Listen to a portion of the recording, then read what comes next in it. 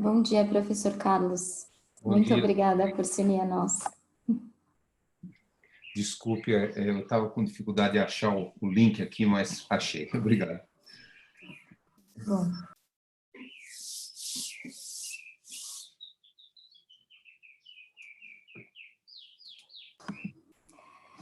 Bom, são 10 horas agora. Vou sugerir, então, da gente já dar início aqui ao nosso webinar de hoje, e acho que as pessoas também vão se unindo ao longo dos próximos minutos aí, mas para a gente manter o tempo aqui, que foi também acordado com os nossos palestrantes. Primeiro, bom dia, meu nome é Bruna Cerqueira, eu sou gerente de Relações Institucionais, Comunicação e Estratégia do ICLEI para a América do Sul, e é uma satisfação enorme a gente poder contar com a presença aqui dos nossos associados, dos governos locais que fazem parte da rede ICLEI, mas também dos nossos parceiros e aliados nesse caminhar para uma reflexão que para a gente é tão importante. A gente tem visto que a pandemia do Covid-19 coloca em evidência novamente a importância da ação nos municípios, né? Esse trabalho que a gente tem feito com governos locais e estados, em particular nas cidades e regiões que concentram mais população. A gente tem visto constantemente aí os levantamentos, por exemplo, da Frente Nacional de Prefeitos, que colocam em evidência a importância da ação nesses contextos. E a gente tem visto também desses governos e das suas redes, né, as redes como o ICLEI, como a C40, como a CGLU, as redes nacionais, um movimento muito importante de resposta e tentativa de pronta resposta a isso, junto com um compromisso muito forte de orientar essas ações pelo olhar da ciência. Da perspectiva do nosso tema, esse tema de sustentabilidade, essa relação entre a vida selvagem, doenças e a sociedade não é nova, e tampouco são esses alertas da ciência para o fato de que a gente precisa se repensar como sociedade e colocar aí na mesa novas formas de seguir em frente. Do lado do ICLEI, com relação a esse processo da pandemia, a gente tem feito um esforço de olhar para tudo que os parceiros estão colocando na mesa para governos locais e divulgado isso frequentemente nas nossas mídias sociais por meio de um radar Covid, com a intenção de que os governos locais possam ter acesso a essas referências do que está sendo posto, das iniciativas de apoio, do que eles podem acessar. E o que a gente está inaugurando aqui hoje é um novo momento de olhar de reflexão para o futuro, né, de olhar de reflexão para como que a gente pode, na saída, se preparar para, na saída dessa crise, desse processo, reconstruir melhor o futuro que a gente quer para as nossas cidades, nesse novo normal que vai emergir. Então, queria agradecer imensamente os parceiros que toparam fazer essa reflexão conosco, né, que toparam se colocar nesse caminhar conosco, e aí os que estão, né, conosco nessa caminhada dessa série de webinars, o Fórum de Secretários de Meio Ambiente das Capitais Brasileiras, o CB27, que é um fórum que o ICLEI tem muito orgulho de co-coordenar junto com a Fundação Konrad Adenauer, que é outro parceiro que está aqui conosco também. A RAPS, a Rede de Ação Política pela Sustentabilidade, que tem sido um parceiro que tem estado cada vez mais próximo do ICLEI.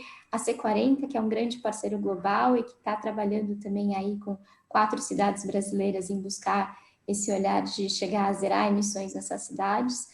O Pacto Global de Prefeitos pelo Clima e Energia, que é uma grande coalizão global de prefeitos e prefeitas comprometidas com a ação climática, da qual o ICLEI também tem muito orgulho de fazer parte dessa coalizão. O Instituto Democracia e Sustentabilidade, o IDS, que tem feito conosco discussões também sobre o Pacto Federativo e como que a gente pode avançar nessa agenda. Nessa primeira sessão, então, a gente quer ajudar os nossos associados, os nossos parceiros, a ter clareza desse panorama, né? Quais são essas relações entre as agendas de sustentabilidade e o contexto atual, tanto da perspectiva da ciência quanto da perspectiva da política, né? Do que a gente pode, como que a gente pode trabalhar essas conexões.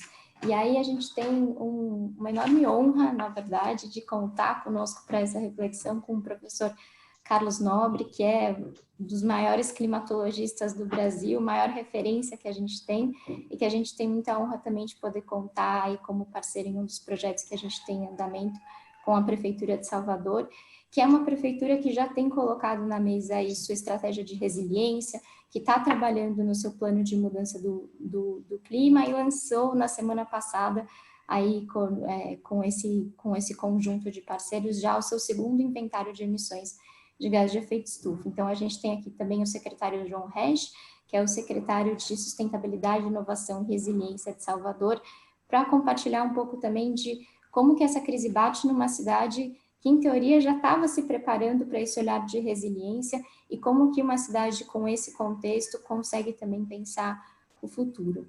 Então, queria agradecer novamente a participação de todos, dizer que a gente está com o chat aqui do lado do Zoom aberto, para durante as falas, vocês podem colocar suas perguntas, colocar também comentários de como que vocês estão aí nas suas cidades também lidando com essa crise, e eu acho que a ideia é a gente escutar, né, dos nossos dois palestrantes e em seguida olhar um pouco e lendo esses comentários e perguntas para a gente refletir em cima disso. Então, queria passar a palavra para o professor Carlos Nobre, que certamente aí dispensa apresentações, acho que é a maior referência que a gente tem como climatologista no contexto brasileiro e que vai nos ajudar nessa reflexão de como que a gente conecta essas crises, né, da natureza, do clima, com essa crise do momento atual. Professor, por favor, a palavra é sua.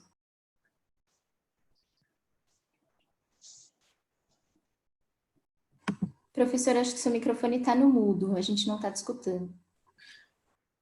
Bom dia a todos e a todas, muito obrigado por essa oportunidade de discutir isso com vocês, um assunto de interesse global, ninguém previu, mas é bom que nós tenhamos realmente maneiras de sair dessa crise do Covid-19 que sejam além de puramente sanitárias, que sejam a busca de soluções para um planeta mais sustentável. Vamos dizer assim, a ciência aponta com clareza que essas crises de perturbações no mundo ecológico que geram a possibilidade de um micro-organismo migrar de um equilíbrio biológico num bioma, num ecossistema e atingir humanos, e aí nós, com a nossa conectividade global, espalhamos esse patógeno, esse vírus, como o novo coronavírus, de uma maneira explosiva. Isso está mais relacionado com a perturbação dos sistemas ecológicos, com os usos da terra, com o uso na alimentação de animais selvagens. E isso nós temos visto com muita clareza na Ásia e na África. Eu tenho até dito recentemente que uma palavra que não é científica, mas eu vou usar, é sorte que nós não tivemos ainda uma mega pandemia surgindo da Amazônia. Porque todos esses elementos estão presentes na Amazônia. Fogo, que você perturba muito a vida silvestre com fogo, os animais saem dos seus habitats naturais em busca de comida, em busca de salvar a vida. Então, esses animais que estão com os seus com vírus, bactérias, protozoários em equilíbrio, não lhes causa doença, mas quando eles saem, isso estressa todo esse ecossistema e eles comunicam esses patógenos, muitas vezes, que são patógenos para nós humanos. Então, o fogo tem uma importância grande nessa comunicação de possíveis patógenos com humanos, isso em todo o mundo, mas principalmente nas regiões tropicais. O desmatamento e esse trânsito de mineração ilegal, grilagem de terra, tudo isso, essas pessoas indo para dentro da floresta, voltando para as regiões periurbanas e urbanas. Quer dizer, a Amazônia tem todos os elementos de criar uma situação de gerar epidemias e pandemias. Nós temos endemias na Amazônia, leishmaniose existe há muito tempo, hantavirose começou a aparecer mais recentemente, mas elas ainda são endêmicas, elas não se tornaram nem epidêmicas e muito menos pandêmicas. E essas duas que eu mencionei, e algumas outras até em menor escala, elas são de micro-organismos da biodiversidade amazônica.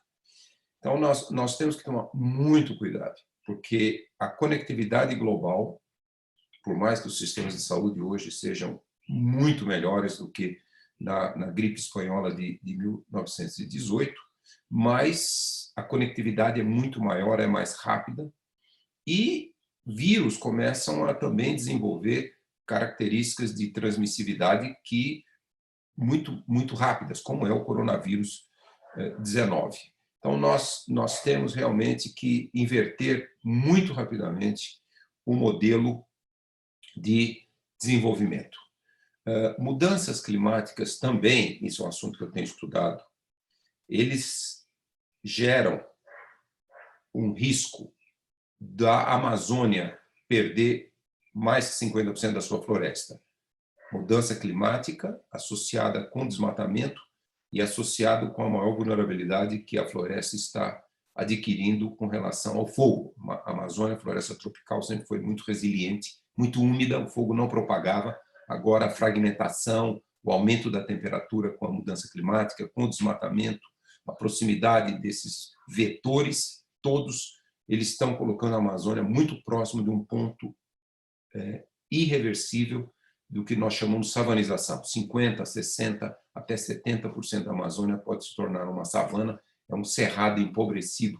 Se isso acontecer, é um desequilíbrio ecológico que vai colocar milhões de micro-organismos fora do seu ambiente de equilíbrio natural. Então, isso nós temos que prestar muita atenção no que vai acontecer com a Amazônia, nós temos que zerar o desmatamento, nós temos que restaurar grande parte da área desmatada, principalmente a parte que não tem vocação nenhuma para a agricultura. A pecuária na Amazônia é de baixíssima produtividade. Então, esse é um alerta. Mudanças climáticas podem causar um enorme impacto na Amazônia, uma perturbação que nunca a Amazônia viu por talvez dezenas ou centenas de milhares de anos, para não dizer milhões de anos, e isso perturba esse equilíbrio com os micro-organismos de uma maneira muito rápida. Então, nós podemos, sim, nós podemos imaginar que no futuro, e esse futuro pode não estar muito distante, a Amazônia pode se tornar uma grande fonte de epidemias e pandemias, e nós temos, assim, entre aspas, um pouco de sorte, né? O coronavírus, ele adquiriu uma habilidade enorme de transmissibilidade, mas a taxa de letalidade é relativamente baixa. Se desenvolve um vírus que tem essa transmissividade de contágio efetiva nos humanos, como o coronavírus, uma taxa de letalidade como o vírus do Nilo, oeste do Nilo, ou o Ebola, aí é um desastre, uma catástrofe mundial. Então, esses são elementos muito importantes para também ver como a mudança climática pode perturbar os ecossistemas tropicais, não só da Amazônia, mas principalmente da Amazônia, e se tornarão fontes inesgotáveis de patógenos. Então, eu acho que esse alerta, o coronavírus nos traz esse alerta com muita clareza e, portanto, nos remete a, na saída da crise do coronavírus, termos muito mais atitudes e ações, os países amazônicos como um todo, de preservar a Amazônia. Nós estamos vendo, nas últimas semanas, mais e mais um discurso do chamado Green Deal na Europa, os líderes europeus, principalmente os líderes da Alemanha, da França, até mesmo do Reino Unido, de vários outros países, até mesmo da Itália, concordando que a saída da crise do coronavírus tem que ser para uma economia verde. O impacto econômico que está acontecendo, ele tem que levar as economias na direção da sustentabilidade. Não é sair e tentar resgatar, como foi, por exemplo, a crise de 2008, a recessão de 2008, 2009, ela deu uma ligeira decaída na emissão de gás de efeito estufa e depois voltou e aumentou mais ainda. Então, nós temos realmente que mudar, aproveitar essa grande transformação que certamente desde de 1918 não se via uma pandemia desse tamanho, nós temos que utilizar para dar um grande salto disruptivo, urgente, para ontem, na trajetória de sustentabilidade. Os objetivos do Acordo de Paris têm que ser atingidos, nós temos que rapidamente abandonar os combustíveis fósseis, e para nós brasileiros e para os países amazônicos, nós temos que zerar o desmatamento na Amazônia. Então, esses são alguns pontos que eu queria trazer, e finalizo só com essa experiência que nós devemos realmente nos basear, que é a diminuição da queima de combustíveis fósseis aqui no Brasil, principalmente no setor de transportes, trouxe uma sensível melhoria na qualidade do ar. Então, que isso nos sirva de exemplo. São Paulo, por exemplo, teve uma qualidade do ar que não existia há mais de 50 anos. Então, vamos também enxergar os benefícios que essa trajetória de sustentabilidade pode nos levar. Quer dizer, cidades brasileiras com muito menos poluição, com muito menos impacto na saúde. A poluição nas cidades tem um enorme impacto. Na cidade de São Paulo, reduz em 3 anos a expectativa de vida. Então, vamos também usar essa pequena janela de oportunidade de ver o mundo que nós queremos no futuro. Um Brasil sustentável, um Brasil que atenda... E, inclusive, eu finalizo dizendo, por que não nos tornarmos um dos líderes, protagonistas na trajetória da sustentabilidade? Nós temos energia renovável, nós podemos zerar o desmatamento da Amazônia, restaurar a Amazônia, restaurar a Mata Atlântica, desenvolver uma agricultura do século XXI, uma agricultura que usa cada vez menos terra. Na América do Norte, na Europa, no Japão, na China, a agricultura encolhe, ela é mais produtiva usando menos área. Vamos nessa direção aqui no Brasil também, e podemos nos tornar talvez o primeiro país, grande país do mundo em desenvolvimento, a atingir todas essas metas. Muitíssimo obrigado pela oportunidade. Muitíssimo obrigada, professora. É sempre um prazer escutar, e eu acho que nos dá aí um pouco de ânimo também de seguir nessa agenda, né? O ponto que você traz sobre essas discussões, sobre o Green New Deal, a possibilidade da gente olhar para essa recuperação verde e trabalhar nesse sentido, mantendo em mente que a crise climática continua urgente como sempre, né? A gente ouviu ontem também uma fala da Patrícia Espinosa nesse grande evento global que está acontecendo aí dos ministros nesse sentido.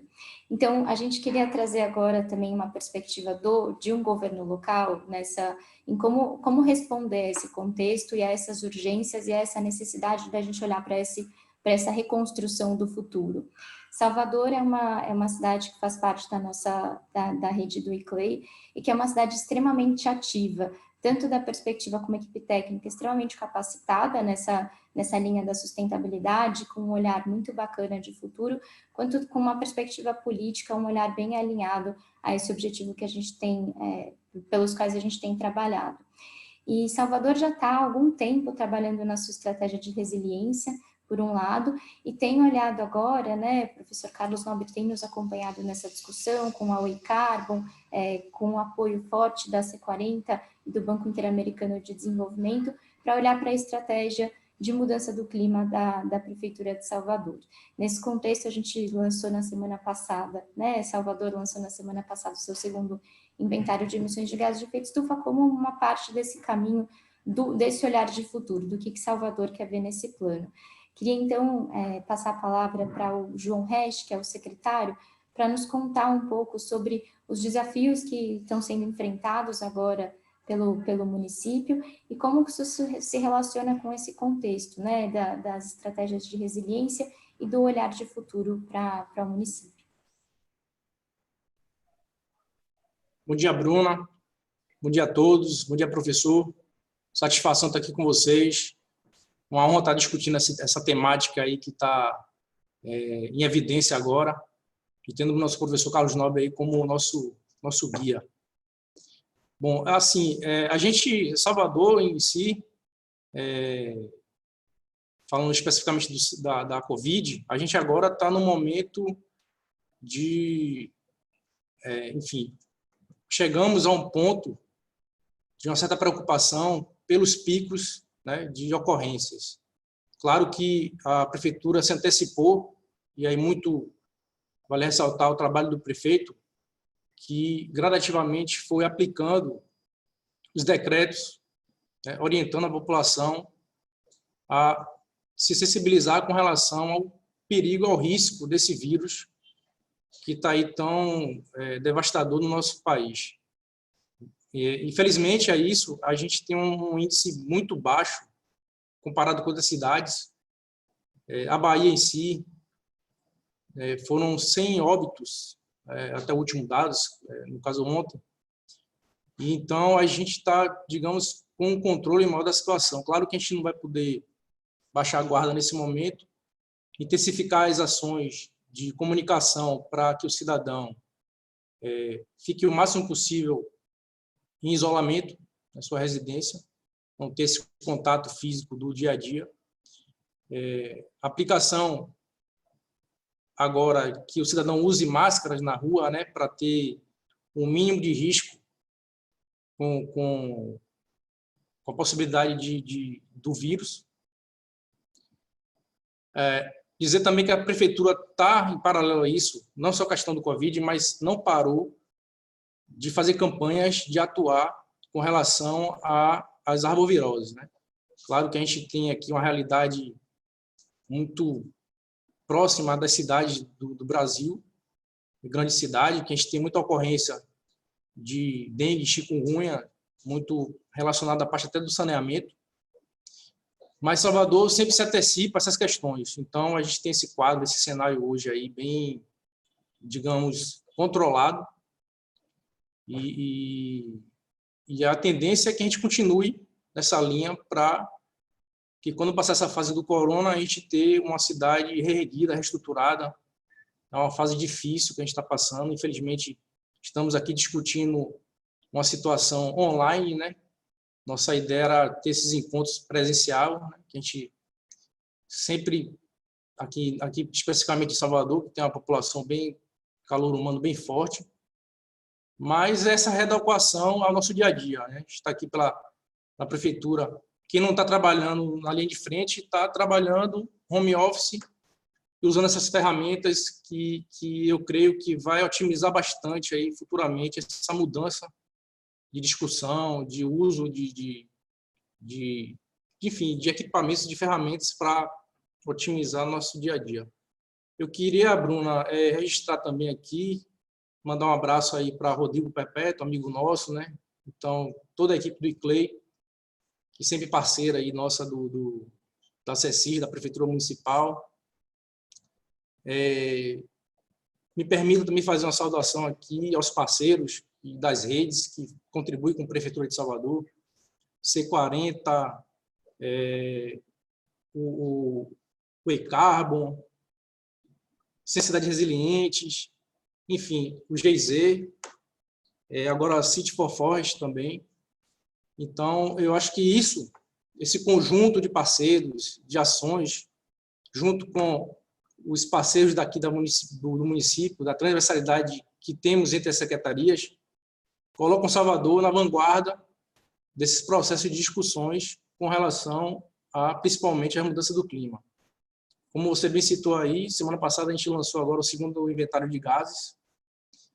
Foi um momento de bastante contato com vários técnicos de diversas esferas e especialistas também. Então, a gente teve um documento bem aprimorado e a gente já consegue identificar, fazendo um levantamento desses anos, o inventário é de 14 a 18, e já nós observamos que houve um decréscimo aí nas emissões por transporte, né? Então, isso quer dizer que houve a mudança já significativa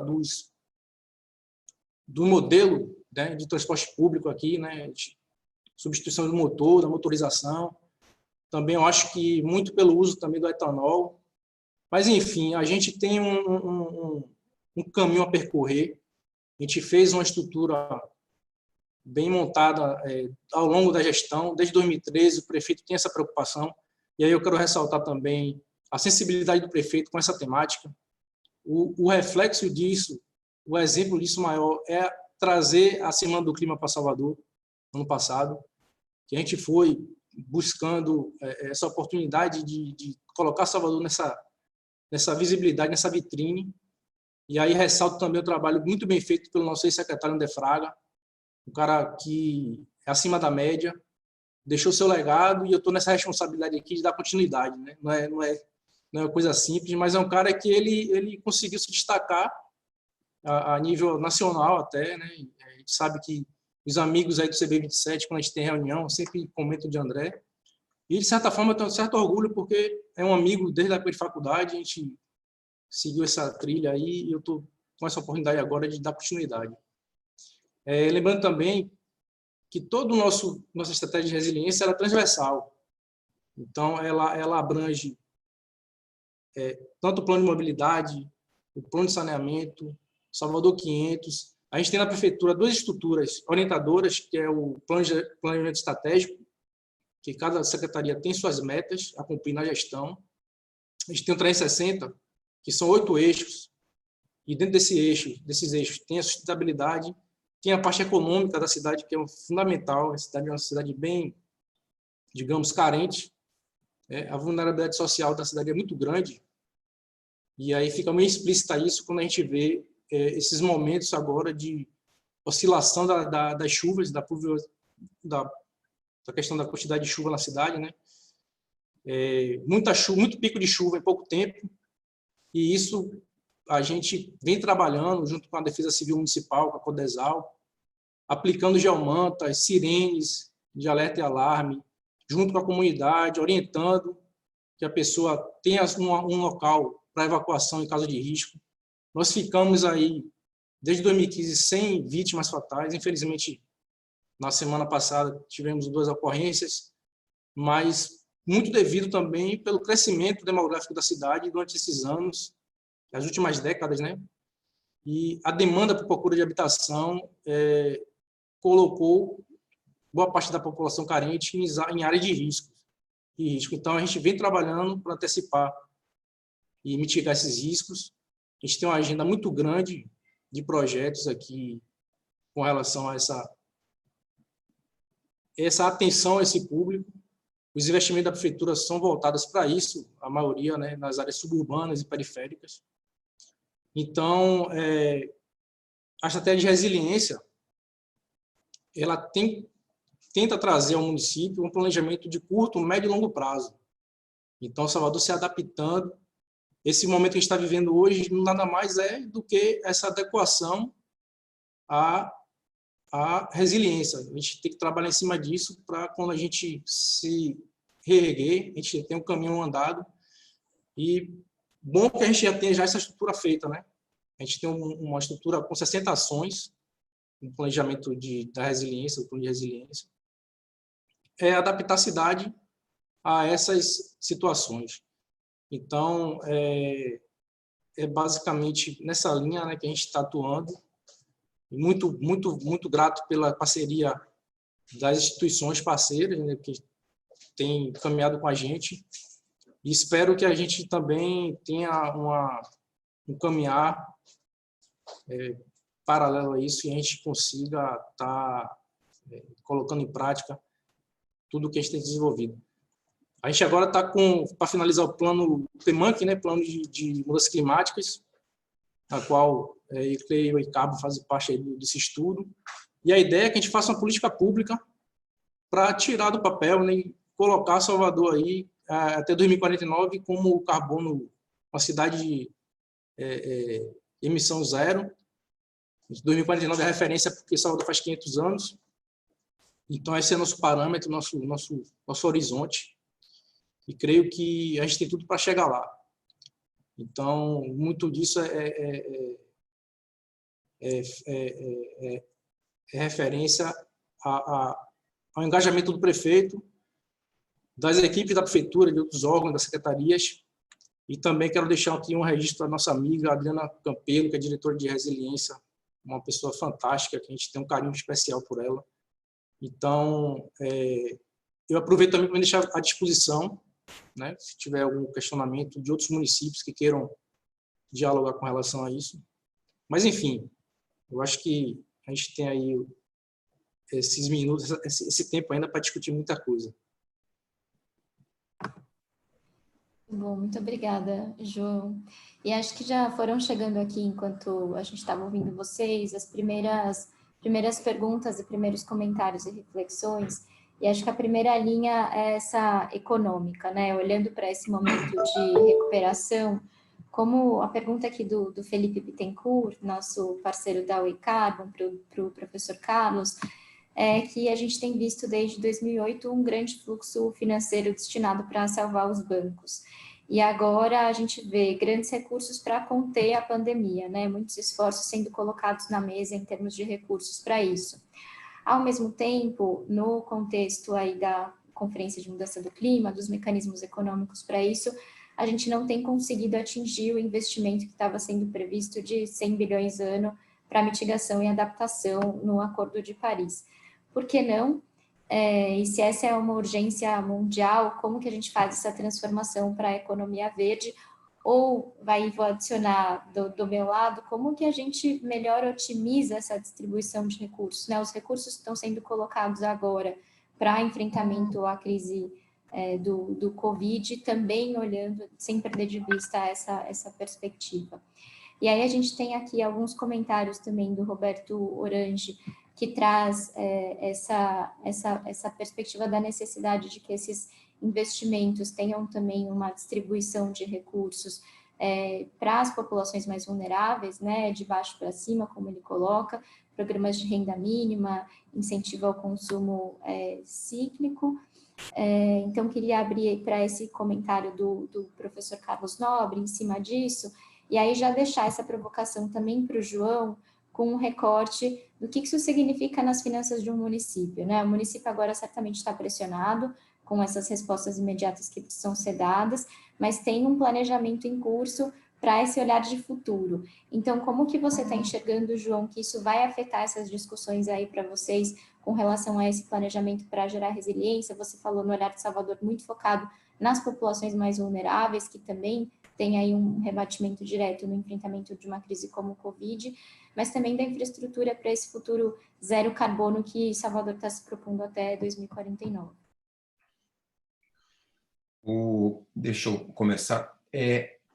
Essa é uma questão central, é uma questão muito importante, porque, vamos dizer assim, você lembrou bem, na crise econômica surgida lá em Wall Street em 2008, o governo americano imediatamente criou um mecanismo e despejou centenas de bilhões de dólares para não deixar alguns bancos falirem, bancos americanos.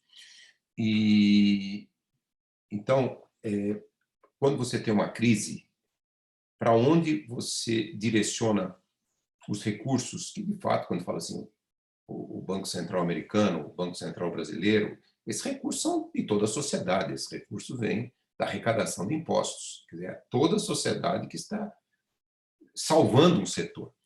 E de fato, essa filosofia, esse direcionamento é também uma indicação de quão falha é a democracia representativa hoje no mundo. Porque quando se faz pesquisa de opinião, mesmo nos Estados Unidos, hoje, mais de 65% da população se preocupa com as mudanças climáticas. Quando faz essa pesquisa no Brasil, esse número chega acima de 85%, na Europa, acima de 80%. Então, se a democracia representativa funcionasse, a vontade da população teria que direcionar as políticas, inclusive as políticas fiscais. Então, quer dizer, essa é uma falha muito profunda do sistema de democracia representativa. De fato, nós não temos, na maior parte do mundo, talvez com uma raríssima exceção, os países escandinavos, que foram os primeiros países que já na década de 90 fizeram compromissos de redução das emissões. Ali a democracia representativa funciona melhor, eles são os parlamentos que têm a maior representatividade, por exemplo, de balanço de gênero, de mulheres na política. Mas, assim, fora aqueles pequenos países escandinavos, A democracia representativa, ela de fato não representa a vontade da maioria. E aí, lógico, quando há crises, os setores econômicos tradicionais, eles têm um poder político muito grande de influenciar as decisões. Então, é muito importante que nós tenhamos uma noção, e aí depende de nós, todos os eleitores, o sistema representativo. Nós temos que eleger pessoas que, de fato, representem a vontade da maioria. E no caso, a vontade da maioria é atingirmos sustentabilidade, um mundo sustentável. Então, sairmos da crise significa, de fato, encontrar essas trajetórias de sustentabilidade. Não há nenhuma evidência científica que mudarmos para energias renováveis causa prejuízos econômicos. Ao contrário, todas as formas principais de energia renovável, solar, eólica, por exemplo, elas já são as formas mais econômicas, mais baratas de energia do mundo. Mais barato que hidro, muito mais barato que petróleo, gás natural, carvão, e com muito menos impacto, Então, dando um exemplo prático, e depois eu gostaria que o secretário de Salvador também, como se fosse uma pergunta minha, por que nós não eletrificamos a frota de ônibus no Brasil?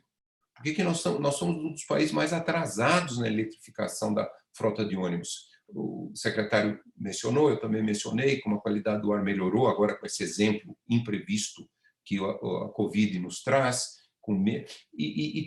Ônibus elétricos existem. O Chile tem mais ônibus elétricos que o Brasil, um país com uma população pequena. O Brasil está muito atrasado. Só para citar um exemplo concreto, um ônibus elétrico, a duração do ônibus elétrico, 20 anos, ele é mais barato do que um ônibus a diesel. Assim, quando você pega a vida toda, o ciclo de vida do ônibus.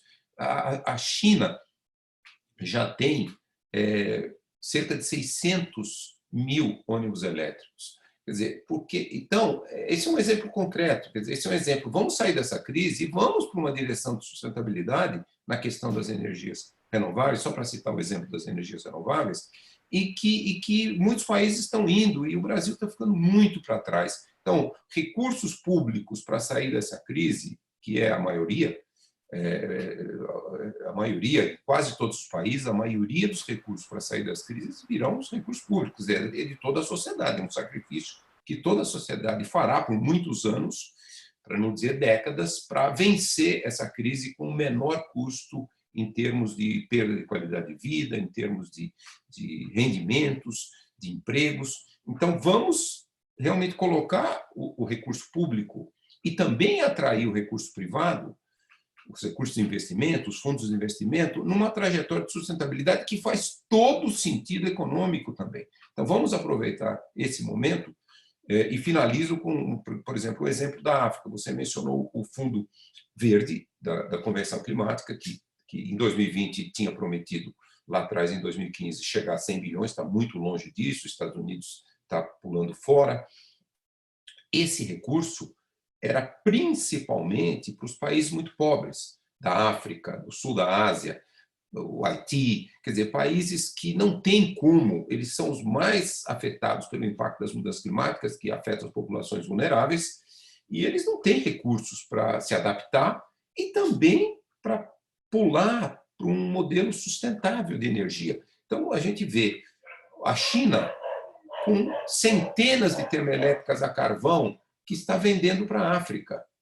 Quer dizer, uma coisa que não devia estar acontecendo. A China é o maior vendedor de painéis solares e turbinas eólicas, mas, ao mesmo tempo, ela está vendendo centenas de termoelétricas a carvão, e aí falam assim, não, mas aqui tem que ser geração localizada, porque a África não tem uma grade, uma rede de transmissão, por exemplo, como o Brasil tem, de eletricidade.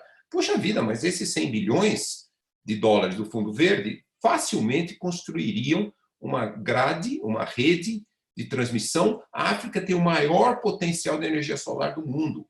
Então, quer dizer, nós temos que pensar esse mundo e nós temos realmente que cortar a ligação com o mundo anterior, que não tem jeito, é insustentável e vai nos levar a crises muito maiores que essa do Covid.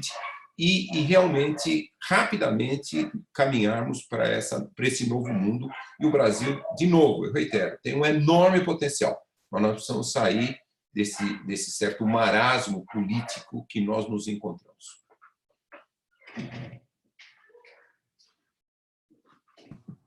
Muito obrigada. João? Bom, aqui na nossa realidade, né, por Salvador ser uma cidade bem carente no ponto de vista bem mais amplo, a gente é uma cidade de serviços, basicamente. Vamos ter esse impacto muito forte, né, em curto e médio prazo. Claro que a prefeitura toda estruturada, suas finanças foram todas reerguidas, né, na gestão de 2013 para cá, mas mesmo assim a gente vai ter que fazer um esforço maior para que Salvador não sofra tanto como a gente está hoje já prevendo, né? E aí uma alternativa que a gente pensa é fomentar muito a economia verde, né? Trabalhar nessa linha, economia verde, economia circular. Eu acho que o futuro é esse. Eu acho que tem que começar a se debruçar, começar a enxertar isso na comunidade, nas populações. A gente tem um exemplo muito forte aqui que deu certo, está dando certo, que são as hortas urbanas. Esse já é um modelo de atuação do cidadão, que eles vão... A gente tem mais de 40 hortas hoje, então a gente já tem essa pegada ecológica bem mais reduzida com os impactos do nosso dia a dia com a questão alimentar. Eu acho que a gente tem uma gama aí, um leque bem amplo de aplicação com relação à economia, e de fato, eu acho que quanto menos a gente propor buscar essa matéria fora, acho que a gente fortalece o mercado interno e consequentemente, há esse impulso novamente para reestabilizar a economia. Eu queria fazer uma fala aqui em relação ao que o professor comentou, a questão do Chile, né, com relação aos ônibus elétricos. Em Salvador, a gente está pensando muito, está se concretizando aí a possibilidade da gente adquirir, né? Claro que essa parada que a gente deu agora vai influenciar, mas já está no nosso radar esses estudos, a viabilidade de ônibus elétrico. Eu acho que já passou do momento realmente da gente estar um passo à frente com relação aos combustíveis fósseis. Então, e também relacionar as mortes, né, de doenças pulmonares pelas emissões de gases. Então, paralelo a isso, a gente tem esse benefício da saúde pública, menos onerosa a saúde pública com relação a esses ajustes, que está tudo no mesmo contexto.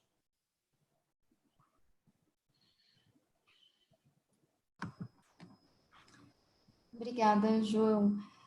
Vou tentar, a gente está recebendo aqui várias perguntas pelo chat, eu vou tentar colocar em alguns blocos e aí já direcionar algumas tanto para o professor Carlos quanto para o João, para a gente tentar reunir. Eu acho que tem um bloco aqui, professor, que está falando um pouco sobre as relações das emissões e da poluição do ar, né, esse assunto que o senhor trouxe nesse momento da pandemia, né, alguns relatos sobre... Puxando aqui, a Beatriz Florencio comentou, vai ser interessante quando nos próximos anos a gente puder fazer pesquisas baseadas nas emissões e observar se em 2020, durante o período da quarentena, houve mesmo uma queda significativa. O Matheus comenta aqui que já existem estimativas de cerca de 5% de redução de emissões durante esse período, que é um tema interessante.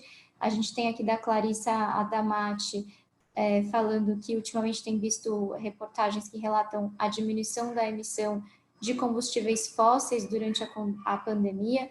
Então, também nesse assunto, o senhor acredita que essa redução poderá ser mantida após a situação passar, ou que pelo menos esse acontecimento sirva de reflexão para a poluição atmosférica?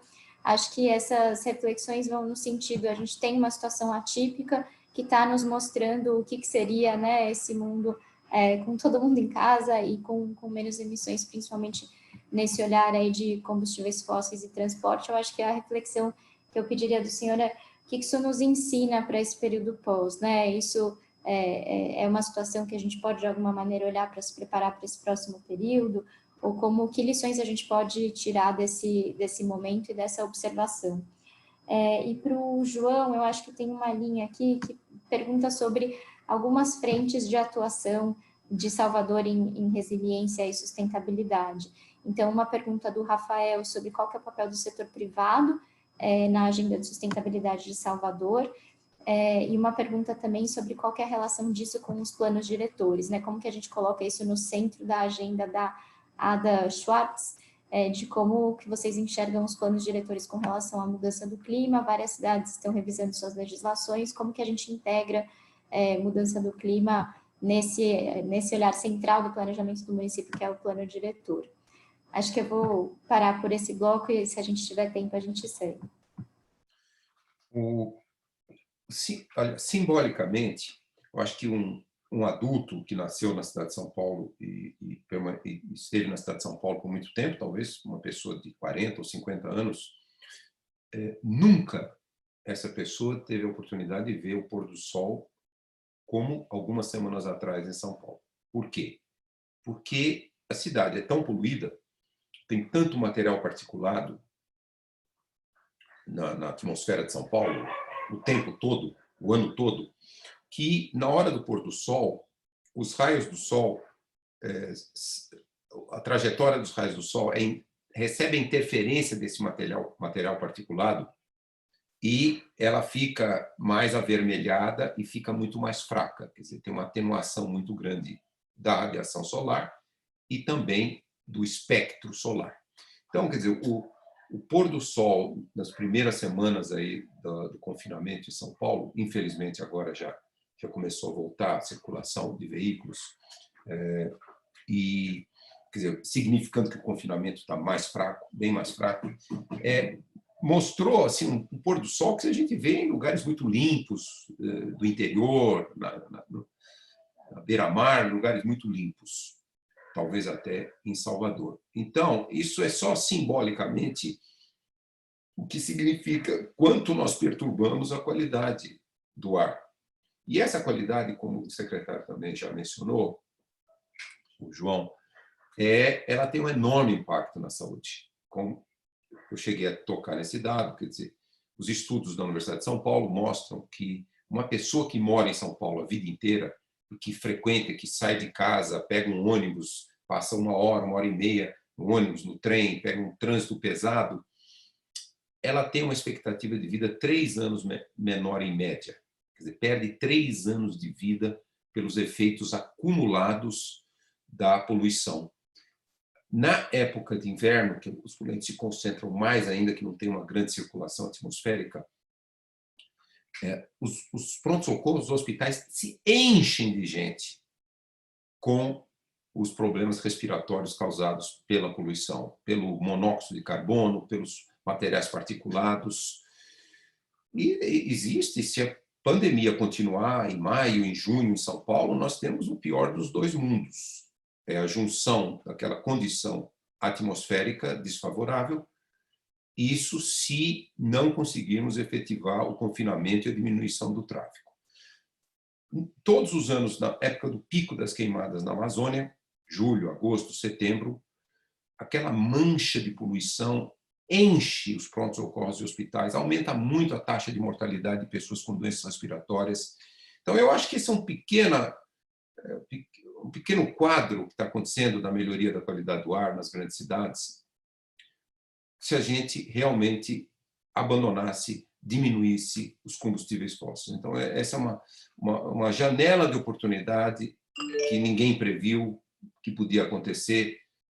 Se imaginava que demoraria muitas décadas para fazer a transição de eletrificação do transporte, da diminuição dos combustíveis fósseis, etc. Quer dizer, se imaginou um período muito longo e, de repente, nós temos uma janela de oportunidade para ver um pouquinho o que poderia ser cidades com muito melhor qualidade do ar. Infelizmente, a gente não viu e não se prevê para a Amazônia menos queimadas esse ano.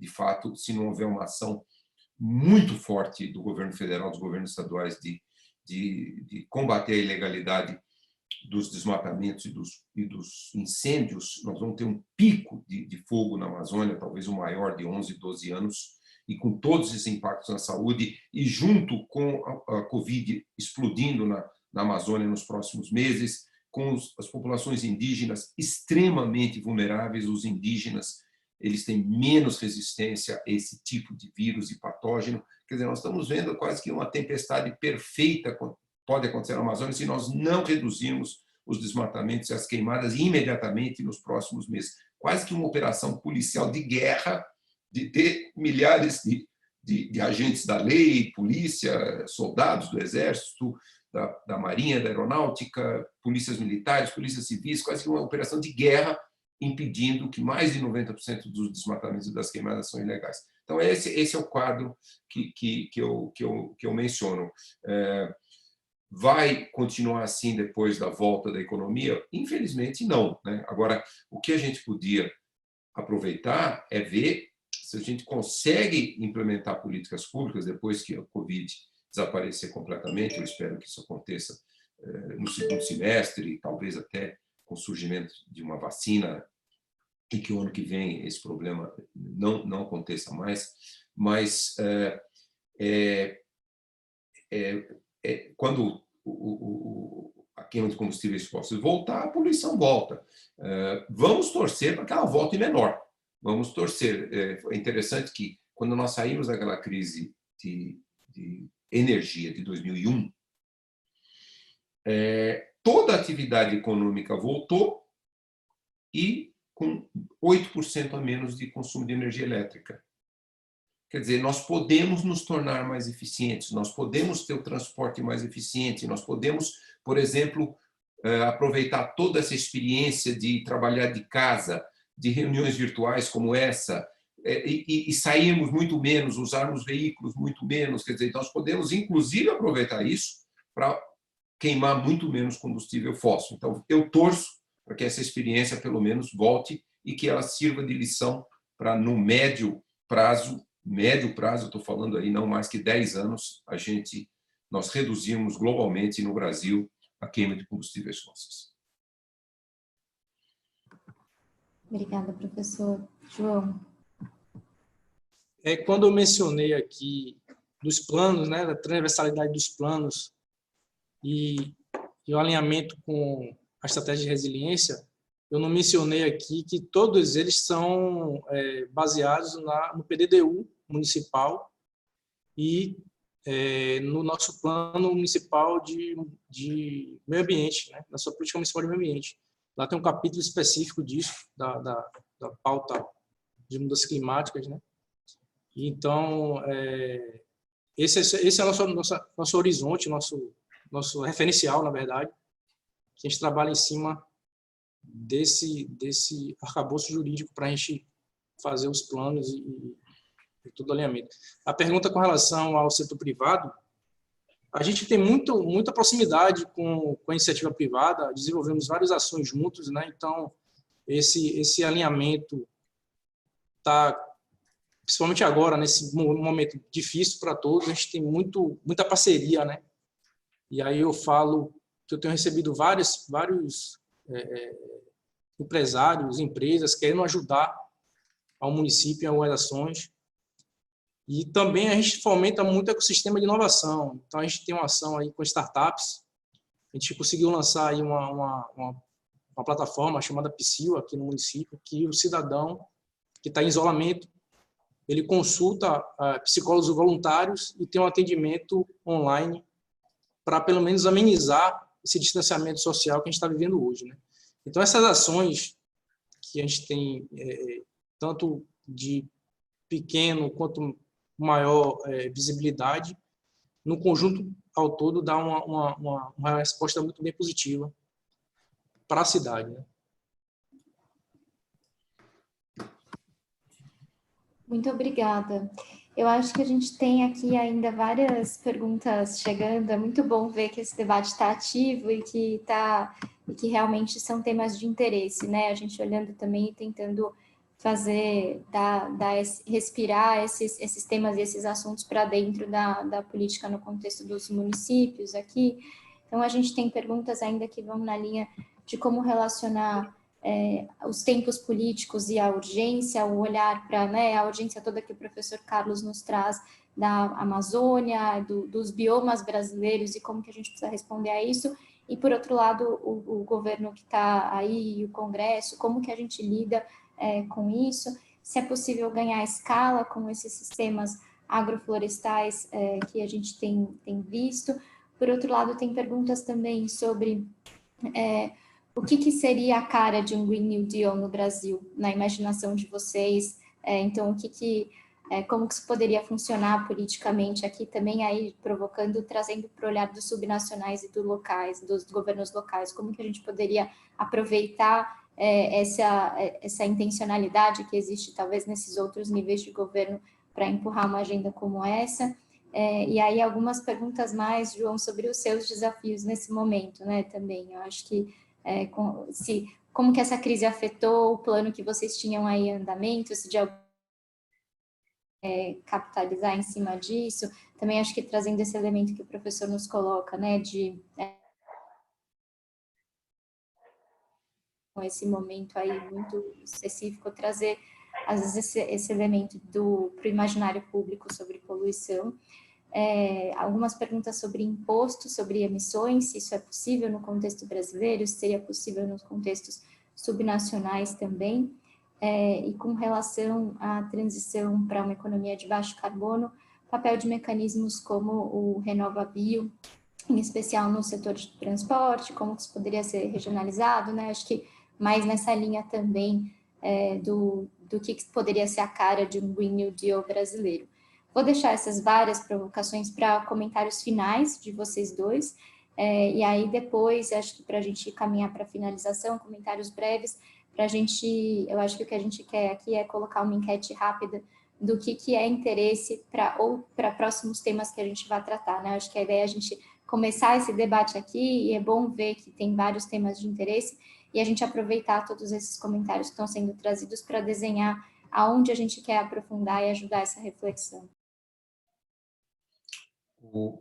Um Green Deal para o Brasil, que pode resultar na saída da crise, por exemplo, vamos imaginar a indústria dos transportes, né? A indústria dos transportes, que ela é poderosa economicamente no Brasil. Ela tem que caminhar para a eletrificação, né? Nós estamos, como eu mencionei já várias vezes, nós estamos muito atrasados, então nós temos que ter, e há necessidade de investimentos públicos, há necessidade de alguns subsídios, pode haver. Então, quer dizer, mas tem que ter uma decisão política da indústria do transporte nessa direção, não pode ser uma coisa assim de país subdesenvolvido, que na hora que começar não mais produzir veículos a combustão na Alemanha, na Europa, etc., então transporta toda a produção para cá, para o Brasil e para outros países. Nós temos que ter uma ruptura com esse modelo que a gente sempre fica para trás, que a gente sempre fica com as tecnologias mais poluidoras. Então, tem que ter uma mudança disruptiva na indústria automobilística, indústria de transportes, para a eletrificação. Então, esse é um aspecto importante. O outro é uma mudança conceitual da agricultura. A agricultura industrializada, ela está expandindo ainda no Cerrado, na Amazônia, muito, e ela precisa mudar. Para o equilíbrio ecológico, nós temos muito mais caminhar para os sistemas agroecológicos, sistemas agroflorestais, sistemas agroecológicos podem ser extremamente lucrativos, extremamente produtivos, oferecer uma diversidade imensa de produtos para alimentação, para N outros usos, uma economia de floresta em pé, como nós chamamos. O Brasil tem a maior biodiversidade do mundo, nós podíamos ser o número 1 no desenvolvimento dessa bioeconomia de floresta em pé, na Amazônia, recomposição da Mata Atlântica, Cerrado, Pantanal, Pampa, tudo. Então, Mata Atlântica tem um enorme potencial. Então, isso exige ciência, exige tecnologia. Então, o Brasil podia, realmente, eu diria, esses dois elementos do Green Deal, uma rápida eletrificação da frota, e já temos uma matriz mais renovável de energia, mas uma expansão, obviamente, da solar e da eólica, e e também uma outra agricultura. O Brasil liderar uma agricultura tropical com sistemas agroflorestais, agroecológicos com imensa diversidade. Não é só carne e soja, é dezenas, para não dizer centenas de produtos, e lançar esses produtos no mercado mundial. Quer dizer, vamos inovar e vamos ser uma economia diferenciada, uma bioeconomia nova que nem existe no mundo, e o Brasil tem que liderar esse processo. Muito obrigada, professor. Eu vou dar a mesma linha do professor, né? Acho que a gente tem que pensar em modelos, em métodos inovadores para a gente transformar as cidades em um ambiente que a gente gere o menos impacto possível. Essa linha de transporte, principalmente, a mudança da linha de combustíveis fósseis para energia sustentáveis. Então, a gestão do resíduo também, a gente tem uma preocupação com relação a isso. Eu acho que para a gente ter uma cidade sustentável, a gente tem que ter essas linhas de ação. Então, de fato, a gente tem muito incentivado aqui a questão da seleção dos resíduos, então, a separação dos resíduos. Claro que agora, com essa ocorrência desse vírus, a gente deu uma recuada, que estava já no caminho, já buscando uma ampliação desse sistema. Então, a gente também tem uma linha de mitigação que é nossa agenda de plantio, né? A gente tem aí, já durante esses anos, mais de 60 mil árvores plantadas, espécies da Mata Atlântica, a gente tem um manual de arborização. Enfim, esses são frutos que vão ser vistos, né, a curto prazo. Então, a gente tem essa preocupação mesmo de transformar Salvador numa cidade sustentável. Então, parte muito disso também da aproximação com o cidadão. A gente tem visto que o diálogo está muito mais acessível com a população, o cidadão tem interesse também de participar em conjunto, e a prefeitura em só não vai conseguir colocar isso em prática. Então, é fundamental esse alinhamento com os nossos soteropolitanos. Muito, muito obrigada. Eu acho que agora é só agradecer, a gente já está chegando aqui já no limite do nosso tempo, estourando o nosso tempo, mas só tenho a agradecer muitíssimo pela disponibilidade e a possibilidade de compartilhar essas reflexões aqui, que para a gente são muito ricas e eu acho que vão ajudar esse olhar de futuro. Acho que a gente tem mensagens aqui muito claras das urgências que a gente tem dessas crises e que a gente não pode fazer essas coisas andarem em fila, que a gente precisa olhar para a recuperação dessa crise nesses contextos políticos com essa perspectiva muito forte, ainda mais agravada, das crises da natureza e da mudança do clima que a gente tem, e aí alguns caminhos que já vão surgindo e que para a gente são muito úteis também, da perspectiva de como que a gente, como rede, com esse grupo de parceiros, pode aprofundar alguns temas para colocar isso de maneira mais clara e até prática na agenda dos governos locais, que é o nosso propósito aqui.